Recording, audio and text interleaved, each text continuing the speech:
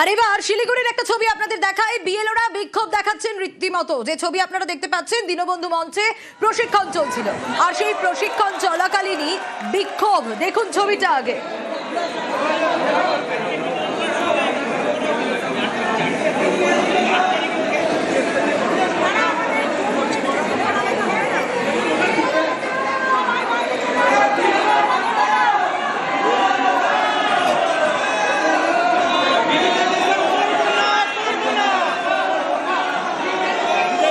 মাটিতে শুয়ে পড়ে বিক্ষোভ দেখাচ্ছেন বিএলও, দেখুন। আর বাকি বিএলওরাও রীতিমতো বিক্ষোভ দেখাচ্ছেন।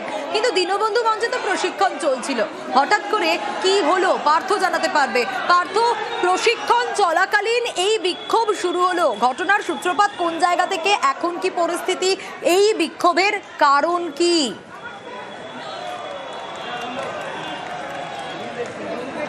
গত কয়েকদিন ধরেই কিন্তু এই প্রশিক্ষণ চলছে দীনবন্ধু মঞ্চে বিএলওদের এই প্রশিক্ষণ কেন্দ্র, কারণ দিন দিন ডাটা আপডেট হচ্ছে এবং সেই নিয়েই কিন্তু এই প্রশিক্ষণ চলছে। এবং আজও প্রশিক্ষণ শুরু হয়, সেই মতো বিএলওরা শিলিগুড়ির যারা রয়েছে তারা বিএলওরা এই দীনবন্ধু মঞ্চের এই প্রশিক্ষণ শিবিরে তারা যোগ দেয়। কিন্তু মাঝপথে কিন্তু এই যে প্রশিক্ষণ শিবির তা কিন্তু ভণ্ডুল হয়ে যায় বলা যেতেই পারে।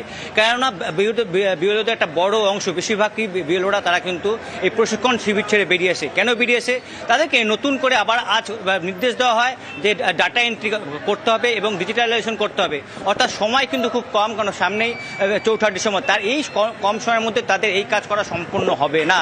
একেই তো স্কুলের কাজ রয়েছে, ক্লাস রয়েছে, সেই চাপ এবং অতিরিক্ত চাপ দেওয়া হচ্ছে, মানসিকভাবে তাদের চাপ দেওয়া হচ্ছে। এই অভিযোগ তুলেই কিন্তু তারা আজ এই প্রশিক্ষণ শিবির ছেড়ে বেরিয়ে আসে। বিএলওদের একটা বড় অংশ তারা বাইরে বিক্ষোভ দেখায় এবং জনা কয়েককে নিয়ে যখন ওসি ইলেকশন শিলিগুড়ি তিনি বোঝাচ্ছিলেন বিষয়টি, সেই সময় কিন্তু হই হট্টগোলে সেই প্রশিক্ষণ শিবির কার্যত ভণ্ডুল হয়ে যায়। যদিও ওসি ইলেকশনের দাবি যে তার প্রশিক্ষণ যেটুকু দরকার ছিল তিনি করেছেন, তার বেশি তিনি কিছু বলতে চাননি। কিন্তু কেন এর আগে যে প্রশিক্ষণ তাদের দেওয়া হয়েছিল, ফর্ম তারা জমা দেবেন এবং সেই ফর্ম তারা আবার নিয়ে আসবেন বাড়ি বাড়ি গিয়ে, বিএলওদের কাজ যেটা ছিল। কিন্তু আবার নতুন নির্দেশিকা আসছে যে ফর্ম ফিল আপের ক্ষেত্রে ডাটা এন্ট্রি আপডেট করতে হবে এবং ডিজিটালাইজেশন করতে হবে, যা কিন্তু তাদের এই কম সময়ের মধ্যে বিএলওদের পক্ষে তা করা সম্ভব না।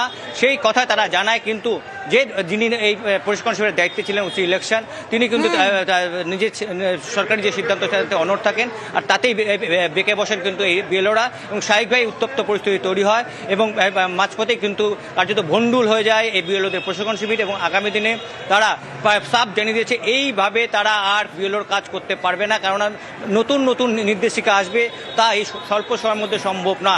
ক্লাস করাতে হচ্ছে, প্লাস বাড়ি বাড়ি গিয়ে ফর্ম দিতে হচ্ছে এবং সেই ফর্ম আবার নিয়ে আসতে হচ্ছে।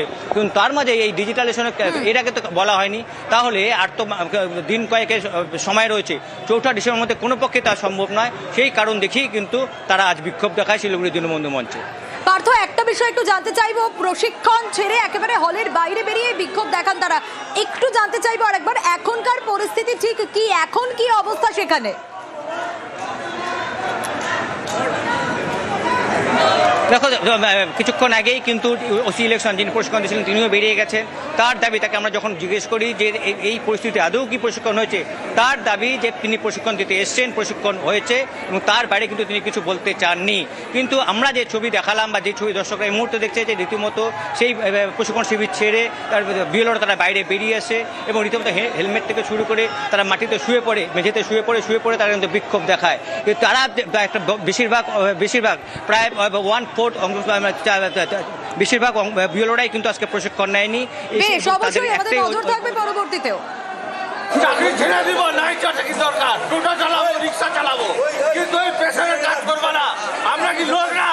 আগে আমাদের বলা হয়েছিল আপনারা এনুমেরেশন ফর্ম কালেক্ট করবেন, বাড়িতে বাড়িতে গিয়ে দেবেন, বুঝিয়ে দিবেন কি করে ভরতে হবে, তারপরে আপনারা কালেক্ট করবেন, কালেক্ট করে জমা দেবেন। 3-4 দিন আগে আমাদের গ্রুপে ভিডিও পাঠানো হচ্ছে যে আপনাকে ডিজিটালাইজেশন করতে হবে।